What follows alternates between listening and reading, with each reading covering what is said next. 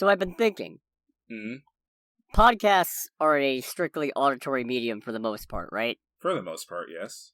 One of these days, I need to wear pajama pants under my regular pants. Sure, if you want to burn to death. No, the idea is, especially in winter, I'll be able to just roll up to work as normal, and then as soon as it's done, do podcast in pajama pants. It's perfect. Just like, alright, Shiso just rips off pants. It's like, oh, what's that noise? It's like, that was me getting ready for a recording. Anyways, welcome to Under the Bridge, everybody. Welcome to Under the Bridge. I'm Cody, aka the Scarlet Troll. And I am Greg. Exactly. And it's the most magical time of the year. That time when our mouse overlords tell us what product to get excited about. When our mouse overlords look at us and go, now get me some goddamn money. But before we get to that, we have some gaming news and other miscellaneous assorted things. Yeah, and it is a very small amount of gaming news, because alongside D23, Ubisoft was having their own game conference thing, and many things were announced, including Assassin's Creed Mirage. And it looks neat, however, apparently, and I want to emphasize the apparently, the ESRB has reportedly given Assassin's Creed Mirage an adults-only rating, citing real gambling, likely in regards to whatever, like, microtransaction loot box system is in place in the game. Now, this is kind of a weird thing for me, because I am all for anything that limits loot boxes, especially because of how a lot of game companies make them very, like, gross and predatory.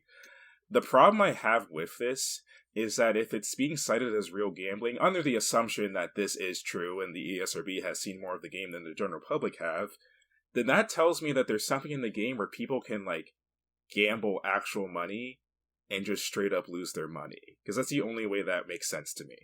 That's all a loot box is, my dude. Yes, but even still, when you buy a loot box, you still get something. The problem with loot boxes is that you're getting random crap. But ultimately, you still get something at the very end. At least for the loot boxes that I've experienced. Well, the thing is, this doesn't necessarily mean that Assassin's Creed Mirage has a particularly egregious example of loot boxing. It could just be they're clamping down harder on loot boxing in regular AAA console games. Which I am completely okay with. Yeah, 100%. In general, I'm not a big fan of the idea of saying something is adults only. Yeah. Crosses some arguable art boundaries that I'm not generally comfortable with, but if the sole purpose is because of loot boxes, that's acceptable. Yeah, I can give that a pass too. It's one of those things where, if this is true, it's just kind of okay, because apparently a lot of the artwork for the game still has an RP rating on the box for it, on the artwork that's been shown. So, the reason why I emphasize the apparently and allegedly part of this is because everyone's talking about it or said something about it except Ubisoft or the ESRB themselves.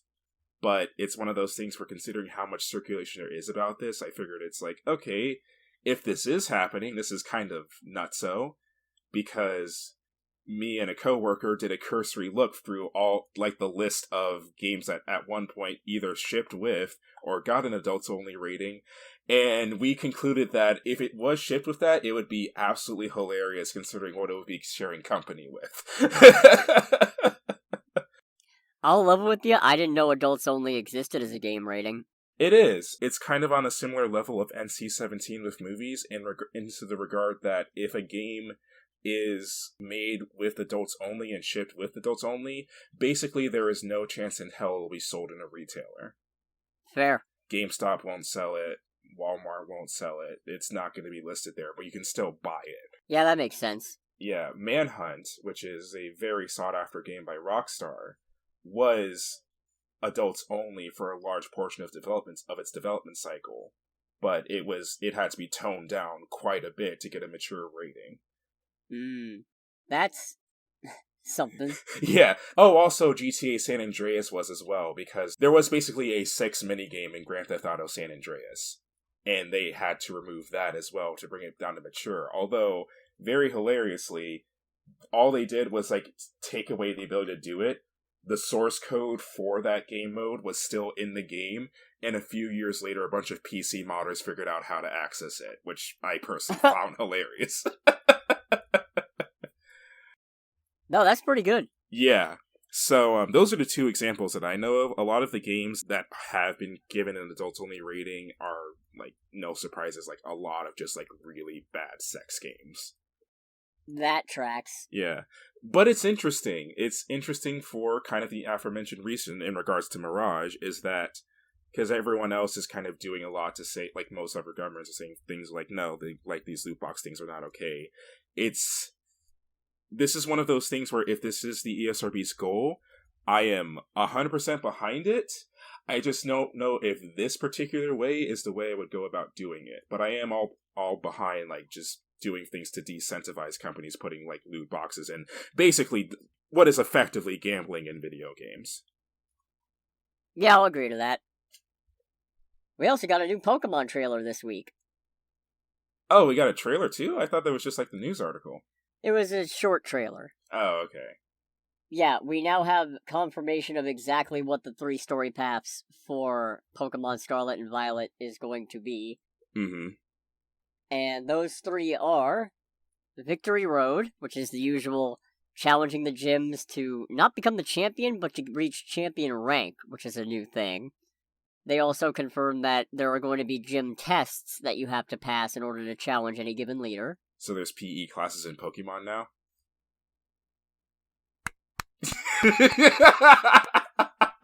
Very good. I remember in high school when we didn't have, like, actual PE things, sometimes we were literally given tests about, like, sex ed and shit. I'm like, alright, these guys have nothing to actually, like, give us right now. Hey there! Not the best wording on my part. No, it was not, which is why I made that joke. The second path is called the Path of Legends, in which you challenge giant Pokemon known as Titan Pokemon, looking for rare ingredients called the Herba Mystica. Oh boy, so I don't know where to go with that one. Me neither. I don't know what this is supposed to be. Because isn't that, as someone who doesn't play Pokemon, I have tried playing Pokemon, could never get into it, and my wallet thanks me. Isn't that the point of Pokemon? To look for, like, the legendary Pokemon? Well, these aren't legendaries. These are just big other Pokemon. These are big Chungus Pokemon. Yeah, pretty much. Okay, sure. Coming to Multiversus, maybe? No, don't give them ideas. Yeah, I guess what's happening is one of your classmates is researching healthy recipes for Pokemon, and he's looking for the Herba Mystica, but because he can't battle very well, he asks you to help him out. Okay. And we'll make you stuff. Okay. That's interesting, I guess. And then, the third path, called Starfall Street, involves battling with Team Star, which was formed by the school's most rebellious students and is made up of several squads. These class-cutting delinquents cause trouble for all those around them, giving the academy's students and teachers a hard time by disturbing the peace and using pushy recruitment tactics. So what you do is, you roll up into their base, knock out a bunch of their Pokemon, and then you get to fight the boss. And they have several squads all across the region. So, Boys in the Hood Pokemon Edition. Something like that. Maybe this is just me being, like, out of touch with Pokemon, because, again, I don't really get into it. But this seems like one of all of these sound like things where I see what they're trying to do, but I think they put... It's like, you're trying a little too hard to make it sound interesting, and it kind of circles a little bit back to stupid. At least for me. It's one of those things where none of these things are new. No. The idea of each of them carrying their own story is new, which maybe means that these things can all be a little bit better fleshed out on their own if they're meant to carry their own objectives. I doubt it, because it's Pokemon, but I think that's what they're going for. What I'm upset about is no contests or anything. Yeah, I was getting ready to say, because it's like, is there a contest thing? Like the whole, like, Pokemon, like, show thing? Because it doesn't sound like it. It doesn't, which is like, that seems like the most obvious thing to bring back if you want multiple paths.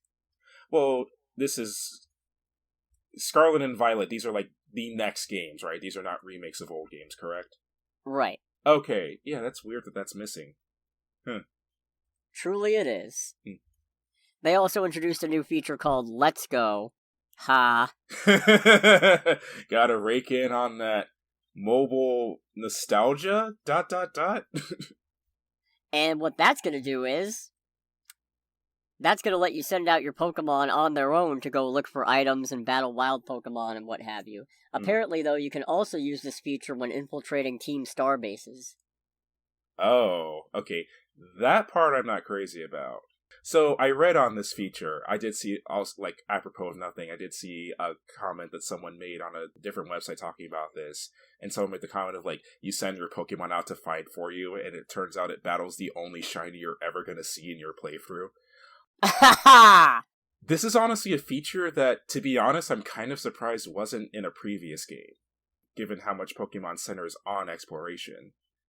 I don't necessarily have a problem with it, except for the whole, like, Team Star thing, because it's like, well, isn't that the thing where the whole point of that particular game mode is battling Team Stars to defeat them? Well, yeah, but apparently, how it works when you go into their bases is because you have to defeat a certain number of their Pokemon in a set time limit. Presumably the idea is you want to raise your team up enough that you can trust multiple members of your team to engage in these battles so you can reach that limit. Oh, okay, so it's a thing, like, you're not exactly battling this Team Star members, you're battling their Pokemon, and it just, like, helps you go through it faster. Yeah. Okay. Makes sense. Yeah, like I said, again, Pokemon noob, know nothing about this. I think this is kind of interesting. I was originally afraid when I saw this whole thing was that it was a deal where the computer literally just fought for you in battles and you did absolutely nothing. But it does at least sound like, since you're not exactly paying attention to your Pokemon and letting them do their own thing, you do kind of run the risk of missing out on some neat stuff if you're not directly involved in the battle. Which is an okay enough trade-off. I guess this is one of those things where I'm very curious to see how it actually works in gameplay. Yeah. Oh, okay. I thought you had a completely different take on it, honestly. Because you're definitely more of the Pokemon person than I am. Yeah, I don't know, I'm just... Scarlet and Violet is very much going to be a I need to see it in action kind of thing. The trailers weren't very long at all, so I don't want to go judging a bunch of features based off of it. I'm not crazy about auto-battling myself, because I'll agree that it feels like it takes something out of the whole point of playing in the first place. Yeah. But, I don't know, for the purpose that it's intended for, we'll see how far the range is. Because if it's limited range, that's also fine. Right.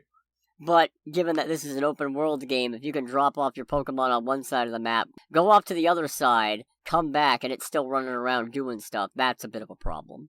Yeah, that would be a bit much, for sure. It's almost like running a script at that point. Yeah, and I don't need no Minecraft script Pokemon.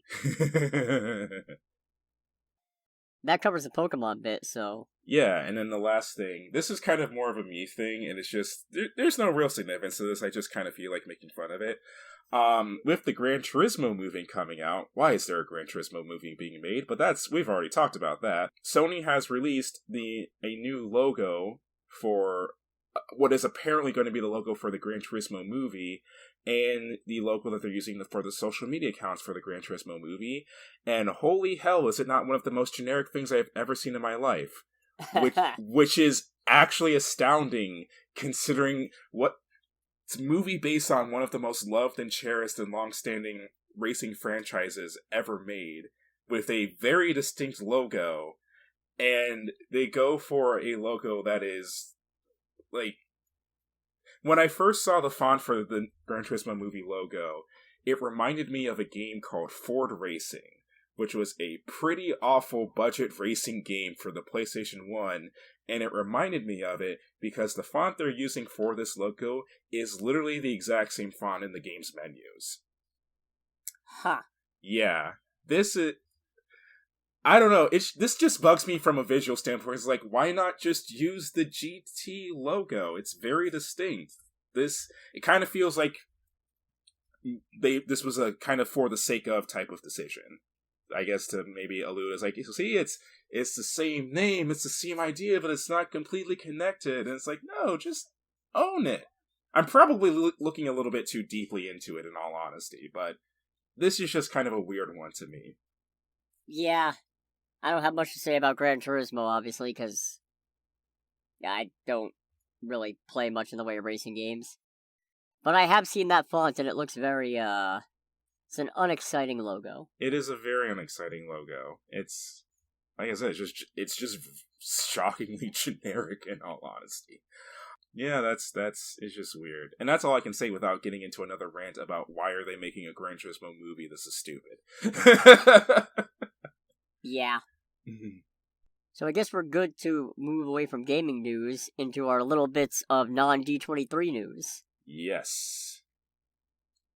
May I start by saying even half of the non-D23 news is still Disney-related? I'm not shocked, because, like, pretty much anything that was being talked about movie, or, like, this weekend in regards to, like, movies and whatnot, is just Disney. Like, Disney kind of just stole everybody's show this weekend. Yeah, especially because the Criterion Collection is getting its first Disney film. Really? And it's WALL-E. I don't know what Disney movie I would have expected to go on the Criterion Collection, but WALL-E isn't it.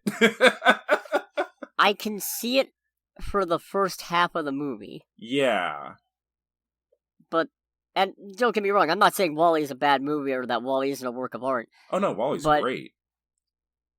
Honestly, if it were me, and even if I was just keeping it to Pixar, Toy Story 1 or Ratatouille. Yeah. Yeah, I would. Yeah, Toy Story 1 or Ratatouille would definitely be my picks as well, since they were a bit more, I guess, I don't want to say, like, based in reality, or more grounded overall. It's not even about grounded, it's just Ratatouille doesn't have as much of the tonal shift. No, it doesn't. Although, I guess, no, because WALL-E was a radically different movie in its first bit. Yeah, the first bit was definitely, like, a very interesting thing, and then the second half was like, oh, this is what's actually going on. This is, like, a complete, well, not a complete, but we'll say a 167 compared to what happened before.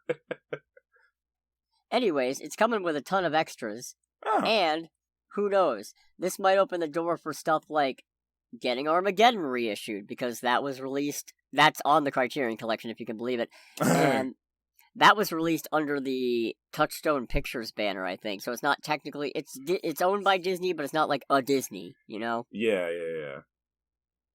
So that could open the door for that.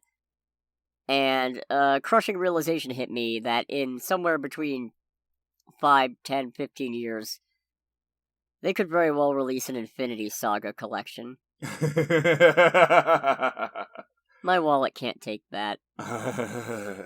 I'm already buying WALL-E. What more do you want from me? Why are you buying WALL-E? Because I don't own WALL-E yet, and if I'm gonna own it, I might as well own the Criterion Edition. Honestly, I'm surprised you don't own WALL-E. Just a little bit. Do you know how many Disney movies there are? I have to pick and choose. That is a completely fair point. I'm busy working on my comic book movie collection. You know how pissed I am I have to buy Love and Thunder? Oh, Yeah. I have to purchase a physical copy of that movie so it can sit on my shelf. To never be touched again. Maybe someday if I want to watch a director's commentary and find out what the fuck happened. You could use it to, like, punish your niece if she acts up. What kind of a fucking monster do you think I am? Jesus. Jay, just throwing that out there, man. Anyway. Popping away from Disney for one moment. Dan Lin will not be heading up DC Films. Sad. Am I supposed to be sad? Okay, good. According to sources, the main sticking point was Lin's commitments to his own production company, Rideback. And apparently figuring out how to balance those two things, and what, if any, role Warner Brothers should take in helping that was impassable. Yeah, I mean, if the dude's running his own production company, I can see that being a hassle, because it's like, run my own production company, make sure that my people get paid, balanced with saving an entire film franchise. Where I have no actual power. To save the entire film because I'm franchise. gonna get overridden at every turn by this cost-cutting asshole. Yeah. Yeah, I can see why he kind of bowed out of that. The craziest thing is, DC is looking for their Kevin Feige, but the thing is, to have a Kevin Feige, you would have to start from scratch, and you would need to give him creative control. Which Warner Brothers I don't see being even remotely okay with doing. Yeah, no, that's not happening, because they're idiots. If they weren't idiots, they wouldn't be in this situation in the first place. That unfortunately is true. Anyways, hashtag release Batgirl. But same. I also follow that hashtag if release Batgirl. I stand by it. I want to see that one. I do too. From everything it sounds like it would have been at least fun. Sadness. Let's distract ourselves by turning our attention to our new mouse corporate overlords. Now get out there and give me some goddamn money. Could we get in trouble for that? Probably not. That requires anybody to listen to this. Oh. Eventually, someday, we might get big enough that we have to worry about what we say about Disney. Ends up being that we get so big enough we're bought out from Disney, and now it's a Simpsons movie situation. God, that was good. That was very good. That was one of those things where it's like, either someone missed this or someone didn't care. Either way, this is great. Oh, man.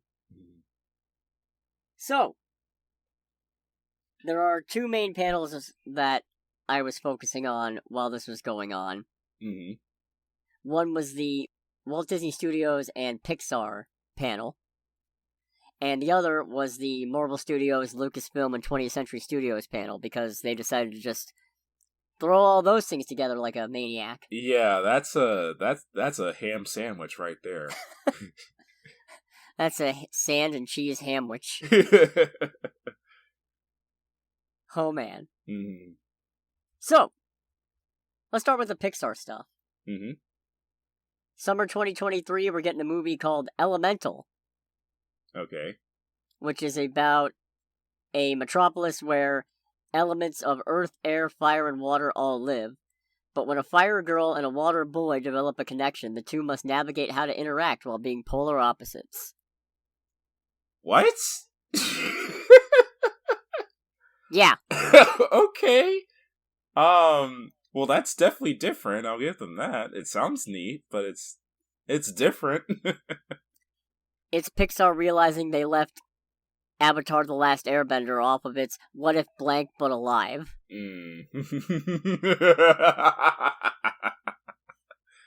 We're also getting the first ever long-form series from Pixar on Disney Plus called Win or Lose. And it's about a softball team the week ahead of their championship game, with each episode taking place during the same week, but from the perspective of a different character. Oh, that's cool. That sounds really cool. Kind of, in a certain degree, it kind of reminds me of Assassination Classroom. In specifically in the sense of how the show would try and follow each person's perspective during the series of events. So that's definitely a neat thing. Yeah, I like getting different perspectives from the same events. It usually is a pretty decent time. Yeah, that sounds cool. Then we're also getting Elio in 2024, which centers on an 11-year-old named Elio, whose mom is working on a top-secret military project to decode alien messages. Okay. Turns out, Elio makes first contact and ends up becoming the emissary for Earth. For whatever reason, this sounds something like classic Pixar. Right? That one just sounds like, yes, this is... This is the thing. Yeah, that sounds like a great time. And then the big one, summer 2024, we're getting Inside Out 2. Wait, really? Yes. I don't feel like that movie needs a sequel. Probably not, but Riley's a teenager in this one, and there's gonna be new emotions. Oh no. Oh yeah! Oh no. Oh yeah! This is 2020, what is it again?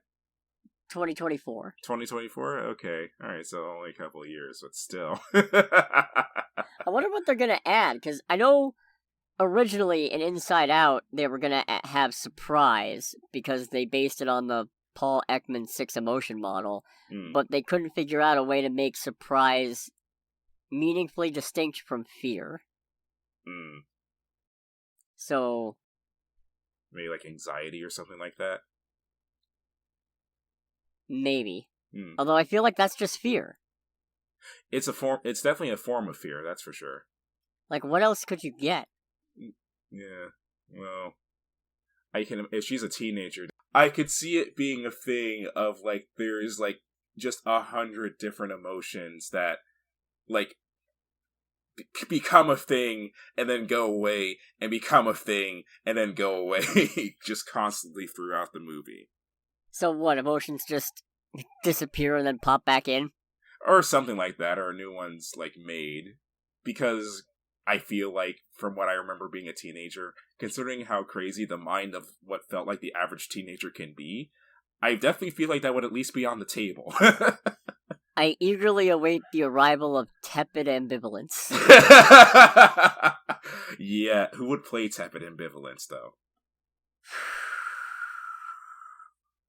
John Krasinski? No, I can go more deadpan.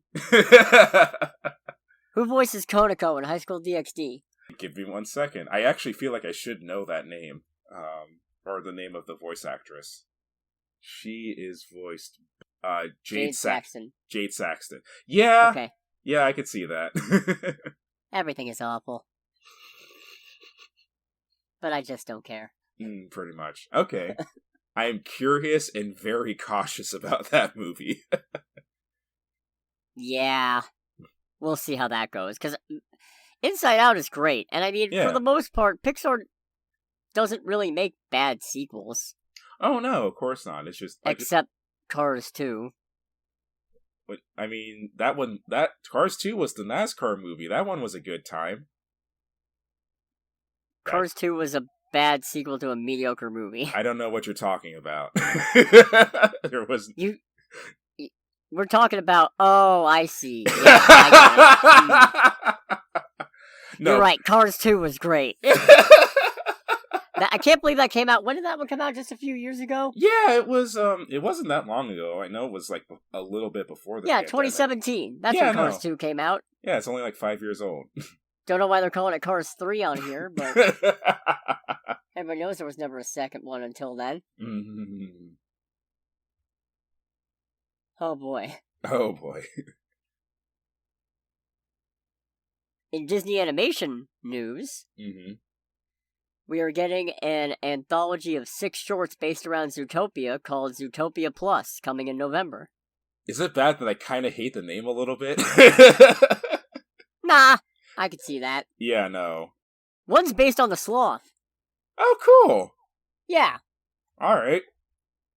I want to know how he got involved in the world of street racing. Same. I really do. Just, that's one of my favorite end credit scenes for anything ever. Just a shit-eating grin on his face. He realizes he's been caught. Oh no. Apparently, other shorts are going to revolve around Clawhauser and Chief Bogo. What was his name? Mr. Big's daughter. Oh, okay. And Judy's parents. Honestly, I feel like they could just do a whole series on, like, Mr. Big, his daughter, and the shenanigans their family gets into, and it would be a good time. I, for one, welcome our new shrew overlords. Oh, man. Oh, also Duke Weaselton. Oh, also, okay, cool. Yeah. Also, we're getting Walt Disney Animation Studios' first partnership with an outside studio. Oh, really? What's the outside studio? Kugali Media, and they're creating an Afrofuturist series called Iwaju that is described as a love letter to Lagos, Nigeria. Okay. Okay, that's neat. Yeah. That's supposed to come out summer 2023, or some point 2023. It did not say summer specifically. Alrighty. Well, I'm curious about that. It's going to follow two kids who grow up on opposite sides of a city sharply divided by the haves and have-nots. Their friendship is tested by a tech pioneer whose futuristic advances hide a criminal underworld he runs with an iron fist. Must not make Elon Musk's joke. Oh, man. I mean, Nigeria, South Africa... That hit harder than I expected. Huh. What was the Apparently they showed a new Strange World trailer, but they didn't show it. Oh, like it's not available on like YouTube or anything like that? Nah. Mm. Nah. And then, we also got news on the 2023 feature film from Walt Disney Animation, and that is called Wish. Okay. Have you ever wondered how the wishing star that so many Disney characters wished upon came to be? No? Well, you're getting it anyway. So, there are already places my brain is going with that premise, and I imagine none of them are going to end up in this movie. Okay, yeah, that's what we like to call an ass pull and a half. I'm not sure how I feel about this, prequel to a bunch of other Disney movies, apparently. Yeah, no. The origin story of every Disney character movie ever, more or less? I guess? Yeah. A little weird. I guess we'll see. Yeah. Hey, speaking of prequels nobody asked for, photorealistic CGI Lion King prequel. Why? It's called Mufasa, the Lion King. Why? I don't know. Jesus. Okay. I just don't know, Greg. That's it's been so long since I even acknowledged that movie's existence. And I thought that was one where Disney was like, you know what, we don't need to revisit this. But somebody high up on the House of Mouse, they're just like, no, this is great. There's potential here. We just got to make Mufasa sympathetic or something. I don't know what they're gonna do. Mufasa is sympathetic. It's Simba's dad. Oh, fair enough. Oh, whoops. Did you think it was Scar? Yes, I got Scar and Mufasa mixed up just now. But that's nice job. But that's neither here nor there. Okay, then I go back to my previous point of, but why though? Because Lion King made more $1 billion. Did it now? Yeah, photorealistic CGI Lion King made $1 billion. I did not know that. I thought it was one of the worst performing ones. Pretty sure it made $1 billion. Hold on. Jesus. Yeah, 1.663 billion. I'm amazed that movie made so much money for how little I see it get discussed. It's literally just lions. Yeah, it's amazing in that sense because, like I just said, I've never seen a case of a movie that makes so much money but gets so little general discussion. It'll be okay. I mean, the movie won't be, but it's coming to theaters 2024, so oh, they got a couple years to iron out the bugs or something. Yeah. Coming more quickly is Hocus Pocus 2, which we got a new trailer for. I am actually kind of looking forward to this movie, because I remember being very fond of the original Hocus Pocus growing up. I'm looking forward to it, while also hoping it is not toned down. It'll probably be toned down. That is disappointing. Yeah, that was kind of something that the thing that kind of got me, to think that was during the last bit of the new Hocus Pocus movie where he goes, wait, no, I'm one of the good zombies. As funny as that was still kind of thinking yep, there it is. Look, all I'm saying is, if there's nothing in the movie that makes me laugh as much as, they thought I was a real cop, I will be sorely disappointed. I remember rewatching the movie as a teenager and coming up to that scene. I'm like, it's like several parts of my brain went, that is very not okay. Hey kid, are you really a virgin? Oh man. That was really fucking funny. That was very funny. So I'm willing to give Hocus Pocus 2 a lot of slack because it's bringing back the Sanderson sisters and because I love the original so much. We'll see how that goes. Honestly, the fact that the original actresses are coming back are the thing that surprised me the most. I fully expected them to do a recast. I'm very happy they didn't, but I feel like originally they were talking about it. I could be imagining things, but I feel like originally that was the idea, and then word of that got loose and everybody got mad. Why? Oh, wait, mad of the recast. I'm sorry. Yeah. Okay, then yeah. No, as they should be. But I could be misremembering things. We also got a trailer for Disenchanted coming out November 24th. I don't think I ever watched the original Enchanted. You know, I thought I had, and now I don't think I did. Yeah, especially because a lot of like what was going on in the movie. Because when it was called Disenchanted, it's like, why do I feel like I've heard of this before? And then I searched it, I was like, oh, 2007. Yeah, I don't think I ever watched the original movie, so I don't know. I watched this, it's like, this looks neat, I guess. I feel like I've been using the word neat too much in this episode already. I haven't noticed, but then again, I'm not paying attention, and I don't have my teeth in, so my own pronunciation is off. Definitely not anything that grabbed me, that's for sure. I think it looks decently funny. I like the talking squirrel, or chipmunk, or whatever he is. Yeah, that part did get a slight chuckle out of me, where, although it did kind of do the whole thing of making my brain look too deeply into something, because it's like, wait, how am I talking? It's like, don't you make noises? You can talk, you just can't speak English. Animals don't have language, generally. Yeah, fair enough. At least I don't think they do. True. That's fair. It's one of those movies where it does look like a good time, it just didn't do anything for me in particular. Yeah, that's fair. I mean, I'll watch it just because Amy Adams is in it. True. It takes some really bad marketing to get me to not watch something with Amy Adams. You want more live-action remakes of stuff? Oh, which one is it now? Peter Pan and Wendy. Wait, really? Yes. Oh, I completely missed that. It's coming to Disney Plus in 2023, and as much as I want to ignore it, Jude Law is Captain Hook. Hell yeah. So now I have to watch it. Thanks a lot, Disney. It's just like, oh, another Disney live-action product. I can ignore this. Jude Law as Hook. It's like, you motherfuckers. How dare you!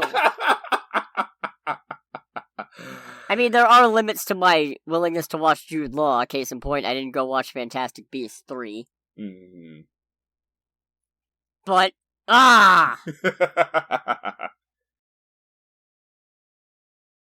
You want a new Haunted Mansion? I don't even remember the last time I watched the original Haunted Mansion. Well, March 10th, 2023, we're getting it in theaters. Is this another live-action thing? Yes.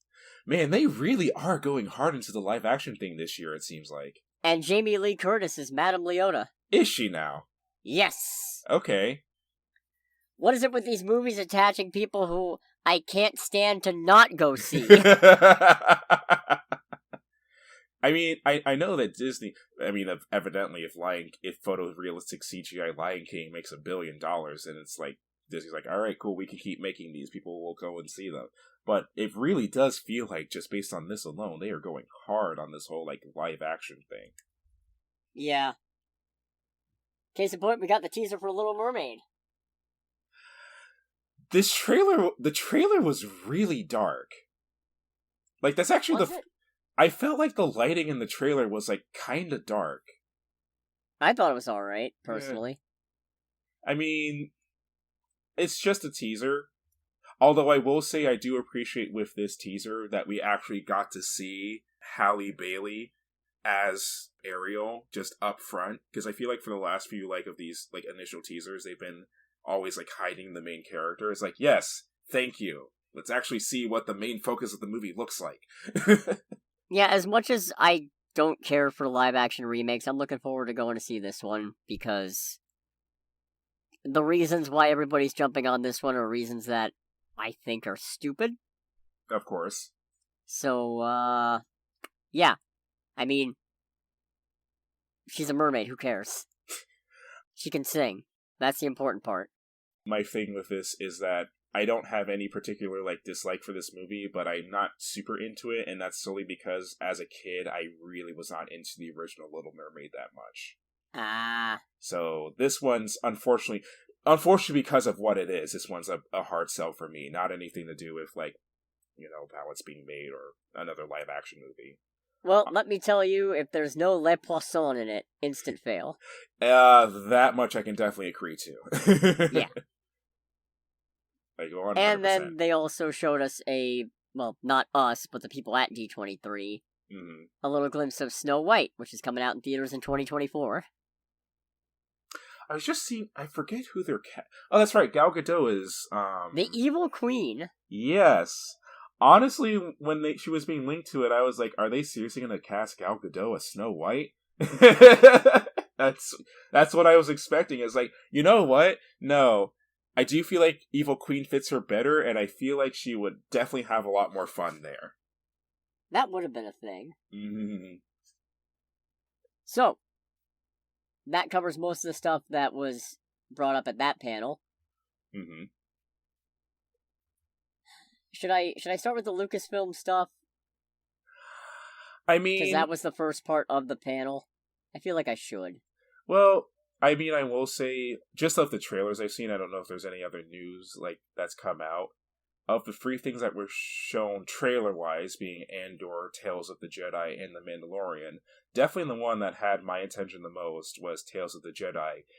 Only because from what I can tell, and hopefully this is what's happening, we're finally getting a look at Dooku's turn to the dark side, which is something that I am surprised really hasn't been talked about very much in Star Wars lore. So, that I was like, okay, have my complete attention just based on that alone. Ahsoka, I love you, but you're getting your own live-action show, so I'm going to put you off to the side right now. Yeah. It's especially exciting for Dooku, because his Padawan is Qui-Gon Jinn. Yes, it is. So, looking forward to seeing how that dynamic develops. Yeah, for sure. No, that's one where it's... And I'm glad that the people who make The Bad Batch and Clone Wars are still getting work. Because those both... I mean, I've only seen bits and pieces of The Bad Batch, but the Clone Wars was a total good time. So for them to, still have a new project, especially for something focusing on that, I am very happy to see. Yeah, this is definitely a good trailer. Like you, I'll agree, I'm much more interested in Dooku's story. Mm-hmm. And seeing how that unfolds. And I guess we'll see when it premieres on October 26th. Mm-hmm. And speaking of Bad Batch, that's coming out January 4th, 2023. Oh, another season of it? Yeah. Oh, okay, cool. I guess I need to watch the first season in full. Well, in full at least. Like I said, I've only seen. Bro, I still haven't watched all of Clone Wars. The last season, and especially the last couple of episodes of the Clone Wars, are just chef's kiss. Huh. It's a good time. We got a final Andor trailer. Oh, so this was the final trailer for it. I should think, considering it debuts September 23rd. Or is it the 21st? Either way.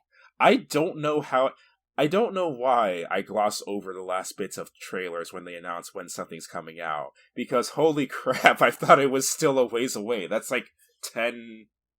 11 days from now. Yeah. That is, or 11 days from this recording.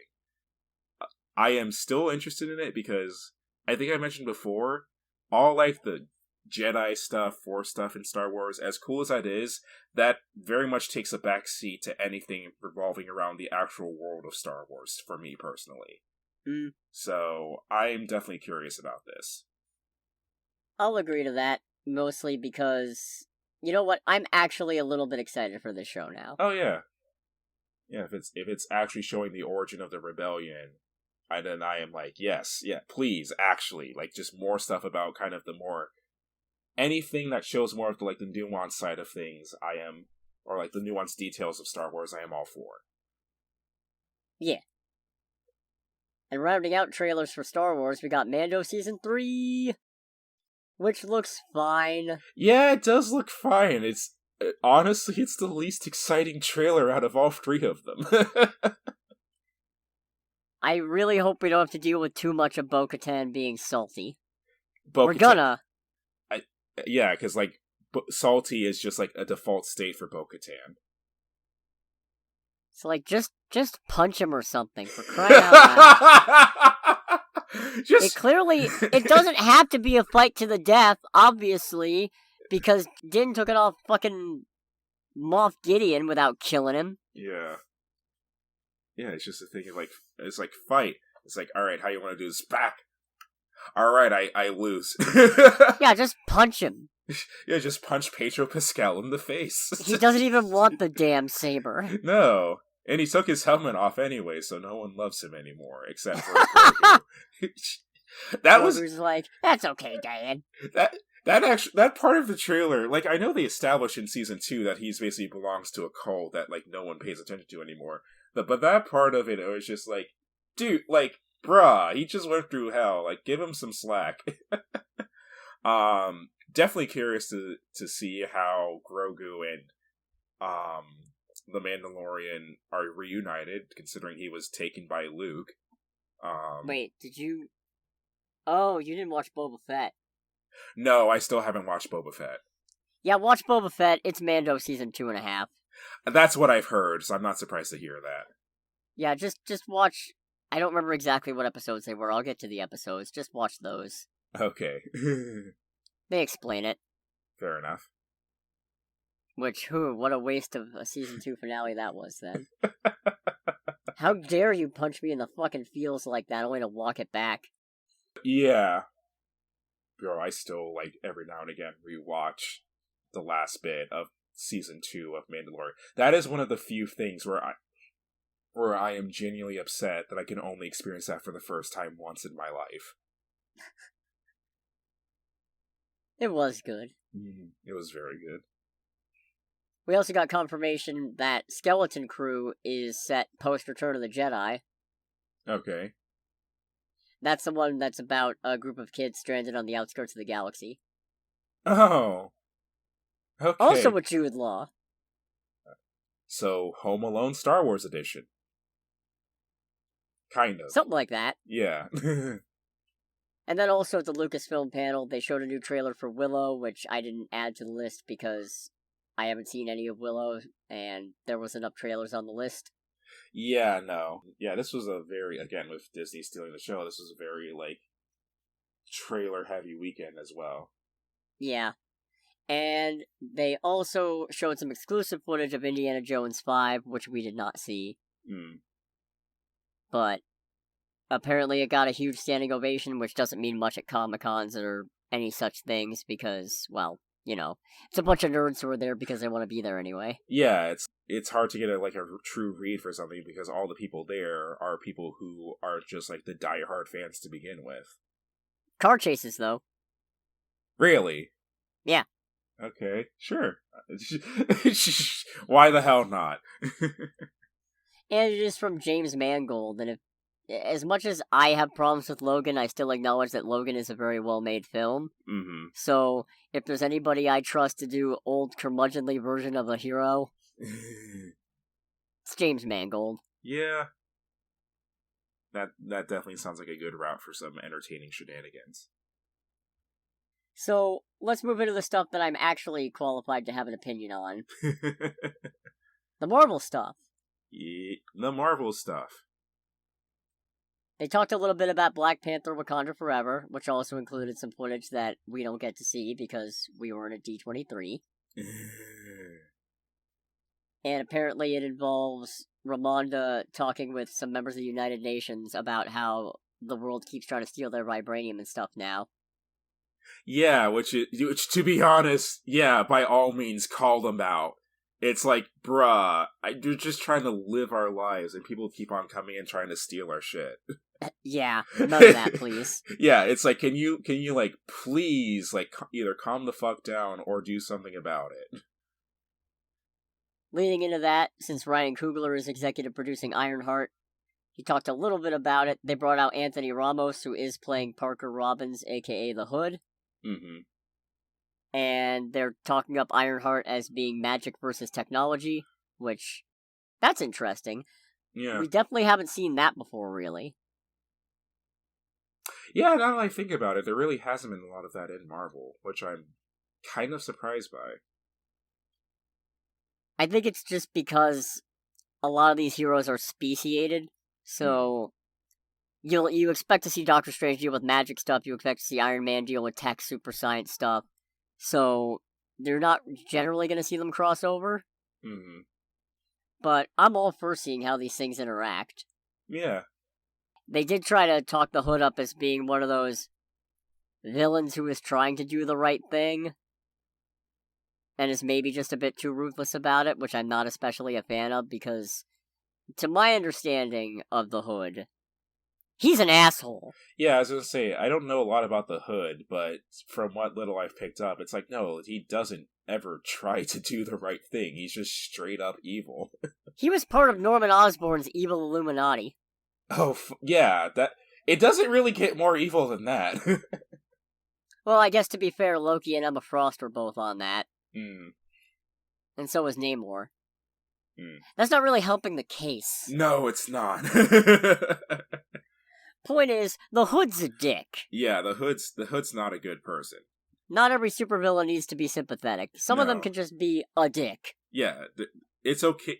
I imagine it's a thing they have to make them at least a little sympathetic so that their dickishness doesn't completely, like, tune out an audience, but... No, all you gotta do then is make them entertaining. Yeah. Like, if your bad guy is funny enough and charming enough, nobody gives a shit how much of a bastard he is. That is true. But I'm still looking forward to this, as much as I can be looking forward to it, considering I don't much care about the character. Mm-hmm. But we'll see. I didn't care about the Guardians of the Galaxy, and then the movie came out, so... Anything's possible. Exactly. Feige then reiterated that Ant-Man and the Wasp: Quantumania is going to be the start of Phase 5, and brought out Paul Rudd, Evangeline Lilly, and Jonathan Majors, asking Paul Rudd what it's like to be sexiest man alive by, what was that, People Magazine or Time Magazine? A Magazine.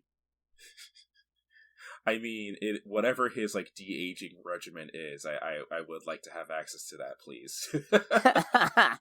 Same. Mm. They showed an extended version of the trailer that we got for Comic-Con, by which I mean people who were at the event got. Mm. We still saw none of it. But apparently it does involve a lot of Scott being tortured by Kang, a lot of Scott being an arrogant dickhole. So on brand. Scott's not usually an arrogant dickhole. Well, he's a smartass at the very least, so... Yeah, I think this one's more a case of he's let the fame of being an Avenger and having helped save the universe go to his head, which, yeah. Yeah, it's one of those things, it's like, is that, like, an endearing quality? No, but to be honest, can you blame him? It seems very justifiable to me. Yeah, it's like, yeah, if I just help save the freaking universe from annihilation, I'm gonna kind of, like, stroke my ego about it a little bit. Just a little bit. And apparently this is going to provide a direct link to Avengers: The Kang Dynasty. Surprising nobody, because Kang. Right. Alright, we're going to talk about my favorite thing from D23. Oh boy. Werewolf by Night, baby! Woo! Okay. What is this? And please tell me this is rated R. I don't think it is. That's unfortunate, because, like, as I was watching the trailer for it, I am like, this could be really good, and as much as I hate to say it, I thought this could be, like, a really fucked up in an entertaining way, but it's also Marvel, and so I don't think they're really going to go, like, super hard into that kind of stuff, but what is this? This is the Halloween Special being directed by Michael Giacchino. Oh, this is the Halloween Special that's talked about for the last couple years. Yes! Okay. This is it!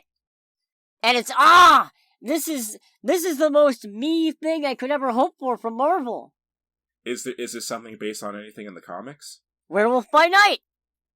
Oh, Werewolf by Night is just a thing in the comics. Yeah, Werewolf by Night.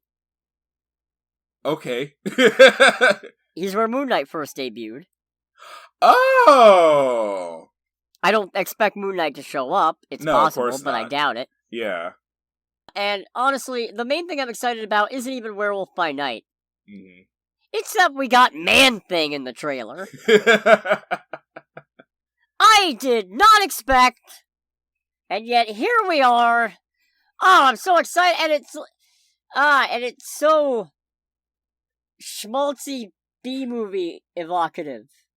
It really was. That was my first thought. Like, again, watching the trailer, was like, this is like some 50s B-movie, horror movie stuff going on. And I definitely enjoy the aesthetic, but it's also still thinking, like, I don't know what I'm supposed to take away from this. I did watch it and think, it's like, this is probably the thing that Cody's the most excited for. It is. I think what it's going to be is probably all those monster hunters are actually bad guys. And the werewolf is the hero. Yeah. Played by Gail Garcia Bernal. Yeah, I mean, that would definitely track. By the way, I'm pretty sure I've said this on the podcast before, but just in case I haven't, the original Werewolf by Night's name, Jack Russell. I don't think you've said it on the podcast, but I'm pretty sure I remember you bringing it up in conversation, which prompted a "Are you fucking kidding me?" reaction. I love it. I love it. We know Laura Donnelly is also starring in the project, but we don't know as who. It's being bandied about that she might be Elsa Bloodstone, but I don't know.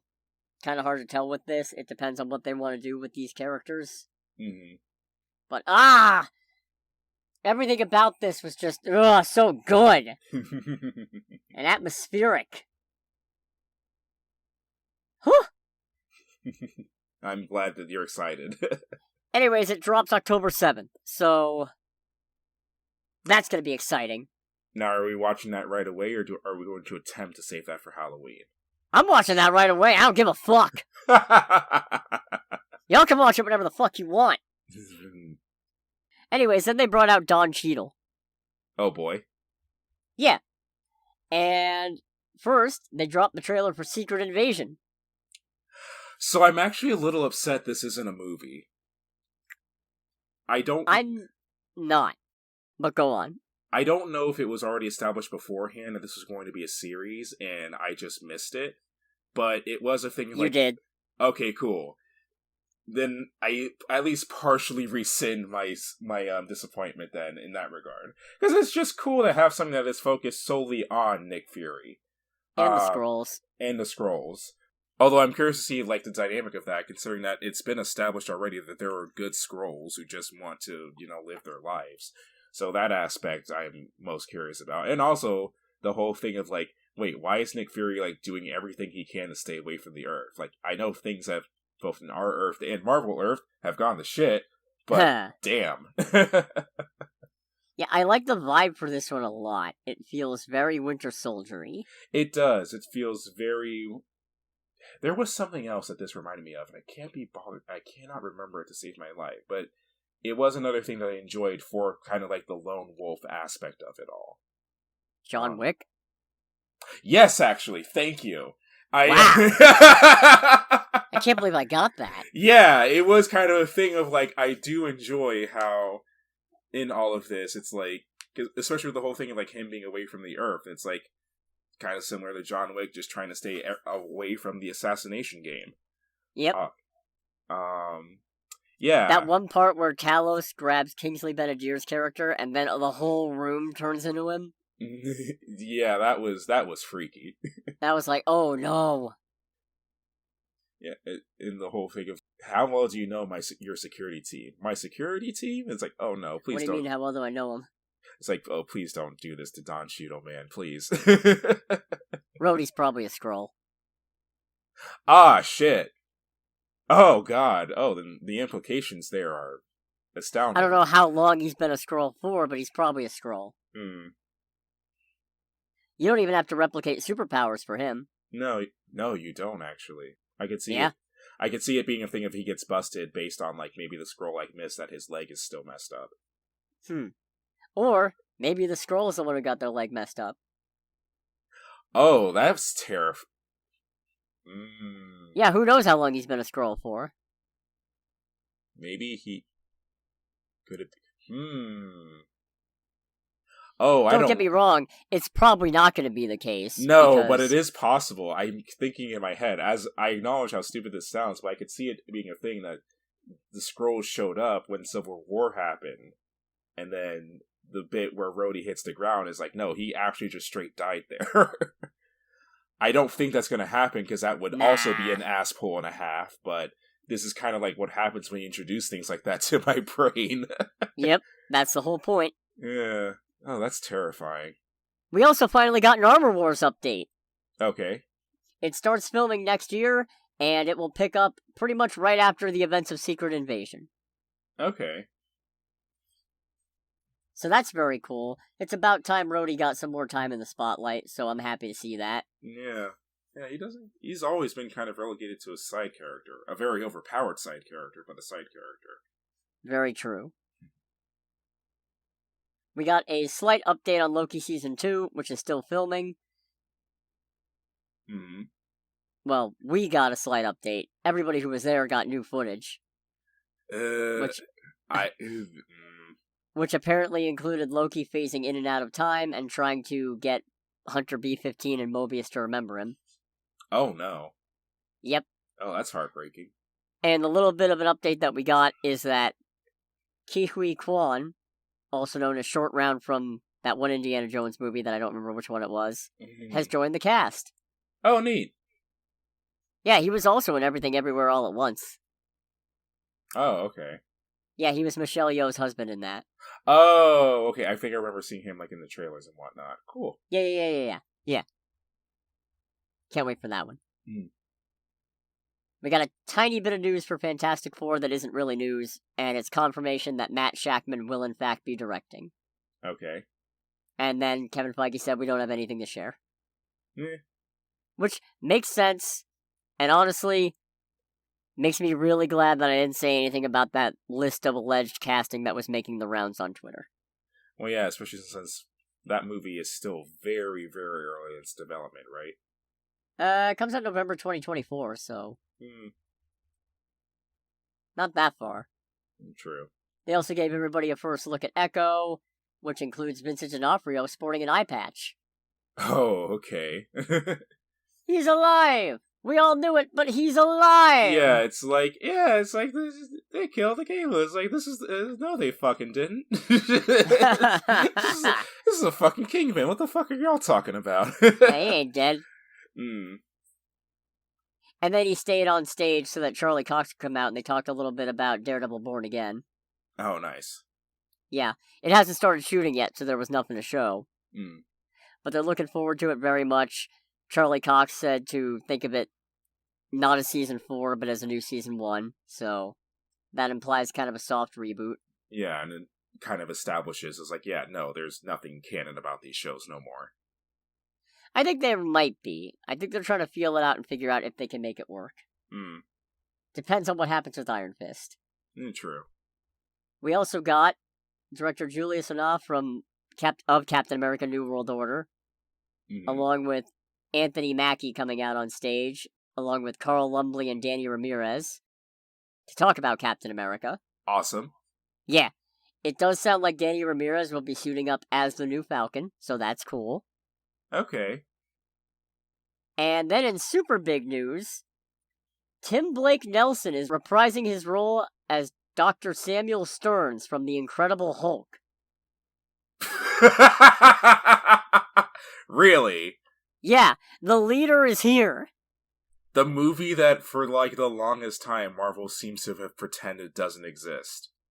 Crazy, right? Yeah. God, when's the last time we heard anything about the original Hulk movie? Well, Abomination's back. True. Well, before Abomination and all that. Ross.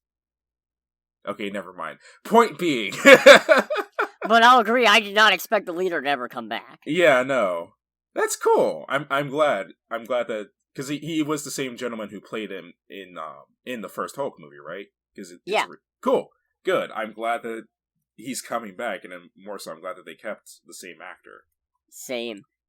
They also got confirmation, although she wasn't there, that actress Shira Haas will be portraying the Israeli superhero Sabra in the movie. Oh, that one I'm not familiar with. I'm not super familiar either, but apparently she's a mutant. Oh boy. Yeah. She's fought the Hulk before. You said fought the Hulk, right? Yes, fought the Hulk.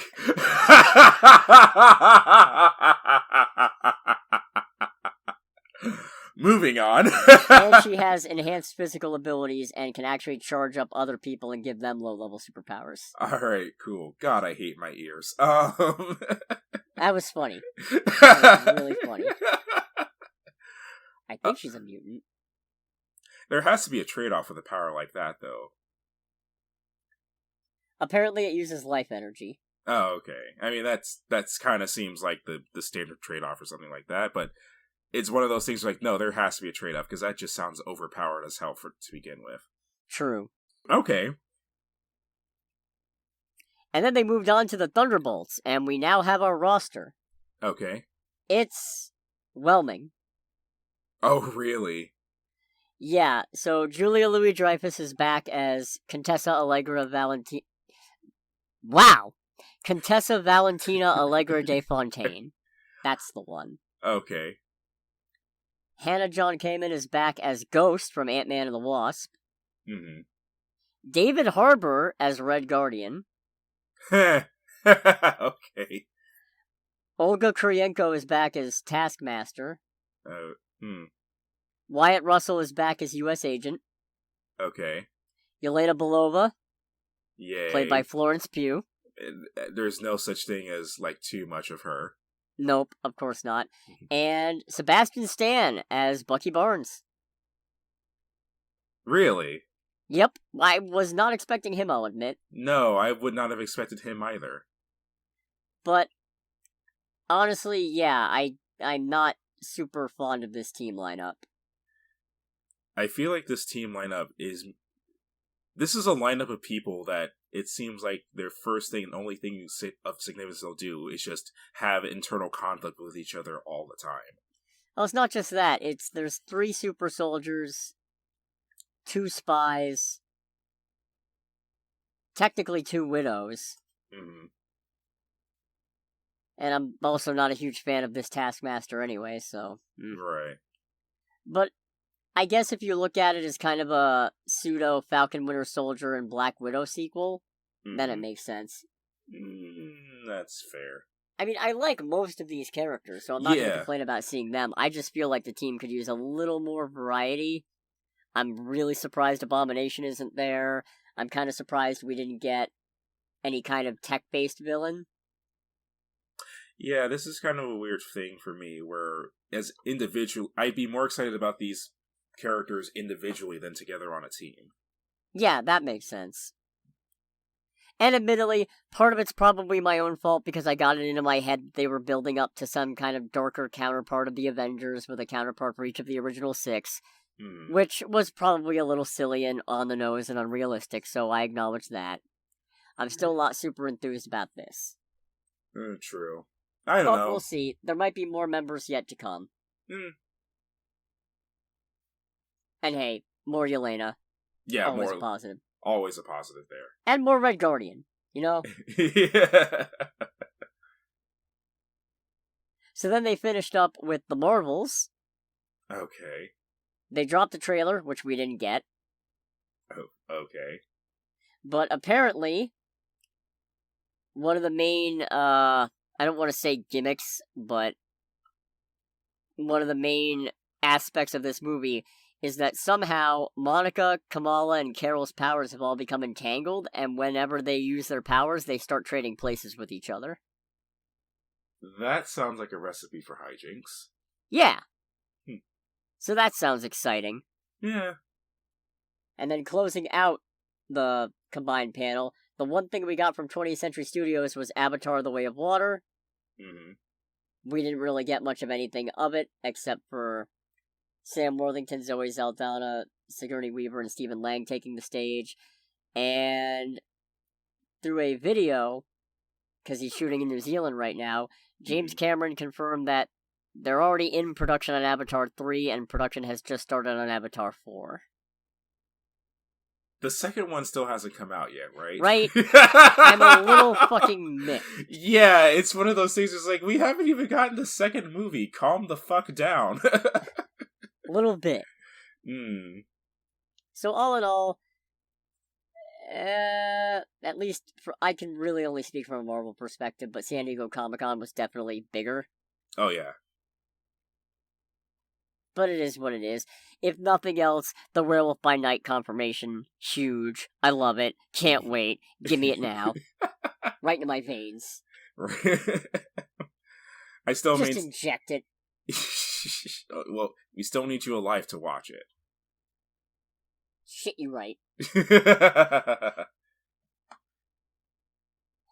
I mean, definitely the thing that got the most interest of all the things that were released is definitely more of the Star Wars stuff. In particular, like I said, the Tales of the Jedi. That one was good. Yeah, that one looks like a good time. I'm definitely going to be looking forward to that, even if it is just a series of shorts. Yep. So there's a couple of trailers independent of D23. Mm-hmm. We got a new Black Adam trailer. I did not feel any discernible difference between this trailer and the previous two. I'm not a fan of the fact that the Justice Society is apparently working for Amanda Waller. Yeah, that bugged the crap out of me. It's like, Justice Society, Amanda Waller. It's like, no, these things do not go together. Also, what was that fucking clink noise when he grabbed the bullet? That was a thing. What was that dead-ass cartoon sound effect? I saw that and heard that as like, and Cody's pissed. I had to you know me so well. I had to rewind and make sure I hadn't imagined it. That was just baffling. That did actually bother me too, because it's like, it was very jarring of an already kind of like, oh shit moment. And it's like, ting! It's like, wait, really? Like, why right did it now? make a ting noise? Is he made of metal? Yeah, it's like, wait, right now? Of all times? What is that? Anyways, I'm still probably gonna go see it. Probably, yeah. If only because that way I don't have to watch Ticket to Paradise. And we also got a trailer for Glass Onion, a Knives Out mystery. I am definitely going to go see this no matter what, because it's Knives Out, and the first Knives Out is a wonderful, wonderful movie. This didn't do a lot for me, though, to be completely honest. There's just something about it where it's like, I just couldn't really get into the trailer. I'm gonna go see the movie regardless. Yeah, that's fair. I mean, it drops on Netflix, so you don't have to go anywhere. Oh, cool. Well, I'm gonna watch it on Netflix regardless. Yeah, same. I will say, very happy that Daniel Craig is still doing the Southern voice. I can't see him not doing the Southern voice. Well, I think Rian Johnson brought up the idea previously of Benoit Blanc having a different accent in every movie. Which would have been funny. Yeah, that would have been funny. I definitely can see that being a good time. It would just have to be an equivalently, like, over-the-top, exaggerated, like, drawl of wherever he is. And I would maintain that, especially if he's doing it in, like, different parts of the world in different languages, in whatever language it is, he has to say in the native language of the location, what's the cheese? like whatever the French or Spanish or German or like Mandarin version of what the cheese is, that has to be said. That is a mandate. Very true. 100%. I think this is shaping up to be a murder mystery game that turns into an actual murder mystery. Yeah, that's definitely the vibe I got from this. This one Escape Room, a Knives Out mystery. Yeah, this one definitely gave me more like Clue vibes than the previous movie did. Yeah, that's fair. Because we're probably going to get everybody else trying to get involved in solving it for whatever reason. Yeah. And just like the last one, what a cast.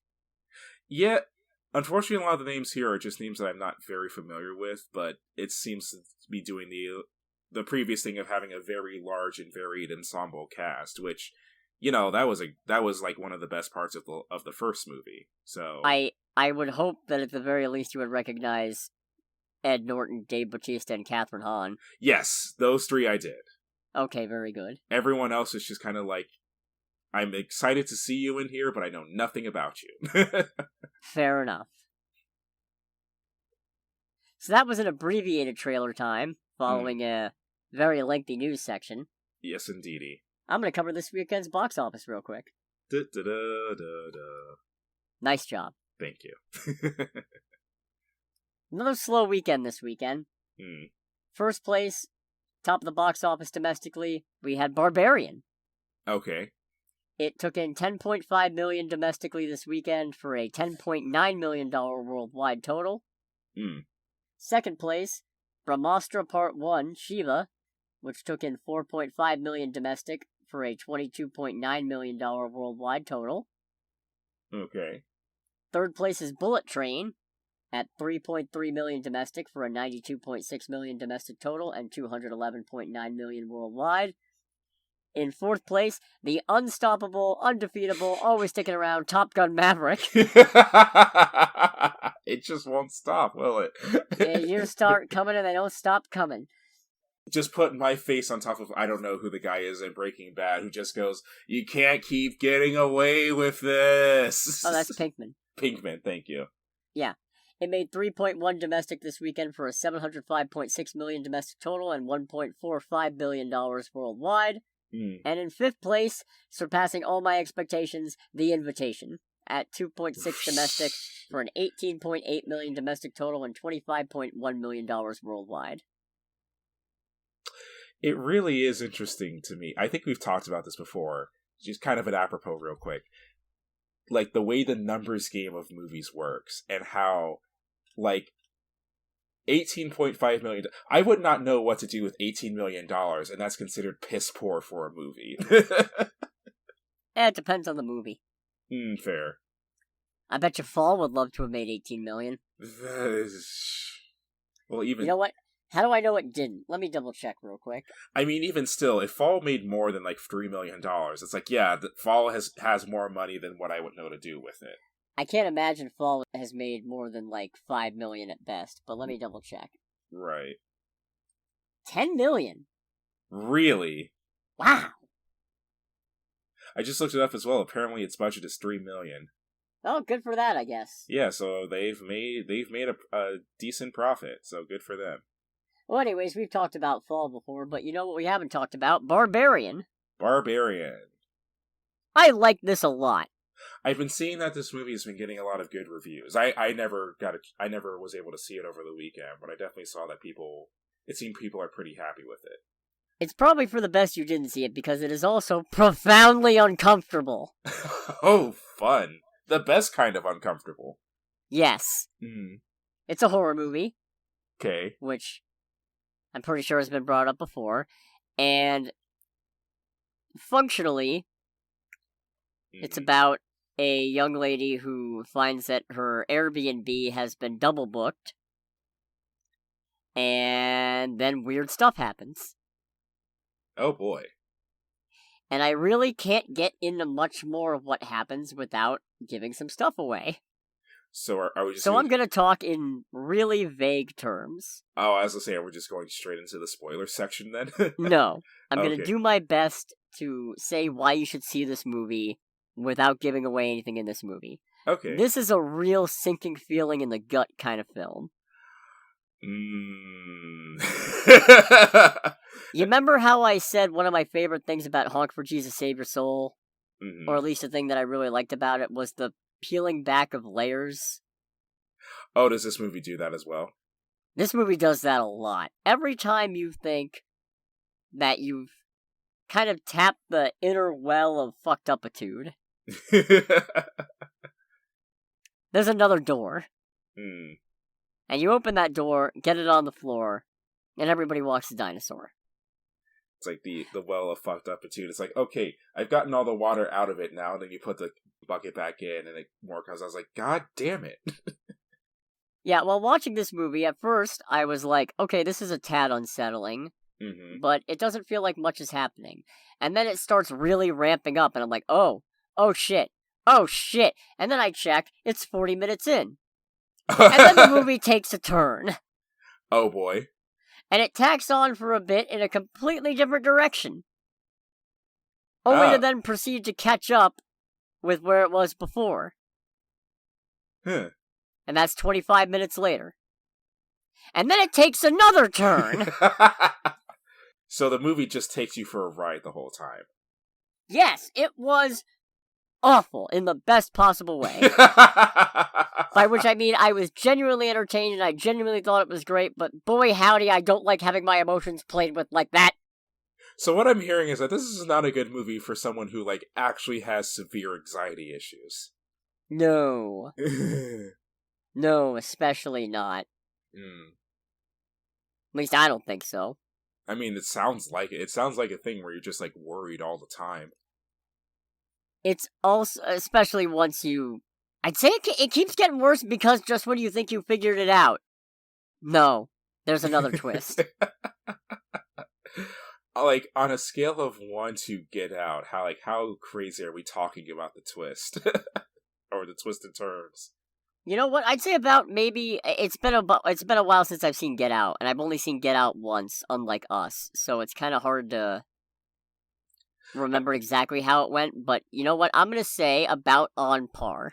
Okay, because I do remember, like, when we watched Get Out, it was a thing of, like, I thought I called it, and it's like, no, it's so much worse. And you think, it's like, how the hell could it be worse? They get to the twist. Okay, it's actually worse. Oh no, this is much worse. Oh, it's worse than that? Oh no, that I was just articulating the sentiment. Just, oh, yeah. Okay, yeah, I've got this. Oh no, this is much worse. That's how I felt. Okay, cool. That is indeed how I felt. Alrighty. It's also got a pretty resonant message, I think, and I'm not going to say what it is because it kind of gives the game away a little bit. Mm-hmm. And also really good at blending humor into some of its tenser moments. Without giving anything away, when things start to pick up, there's a point where, on discovering something that is obviously sketchy and dangerous looking, the main character just goes, nope, and proceeds to start walking away. It's very well done. Very well timed. Everybody's really good in it. So, I think, yes, 100%, definitely worth watching if you're into horror movies and you don't mind being skeeved right the fuck out. So, for those of you who are just tuning in, upon review and reflection, I realize that the descriptions of what goes on in this movie are kind of graphic and hard to get around, and honestly, like, it's really just better if I don't. So, at your own discretion, I will just say, go see it, but it is an R-rated movie, and it's R-rated for a reason. It has, from what I've seen, it has earned yes. its R rating. Like, the movie, for all that's been shown and talked about, is quality, but it has earned its R rating like you wouldn't believe. Yeah.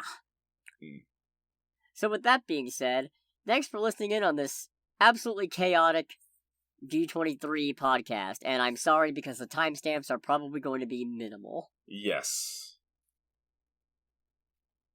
But, in any case, thank you so much for sticking around. Make sure to like, comment, subscribe, follow us if you haven't, but I'm sure you have because you're awesome. Greg, you followed, right? I have followed, and all of our audience members continue to be awesome, please. Yeah, exactly. Anyways, this has been Under the Bridge with Cody, aka the Scarlet Troll. And this has been Greg as well.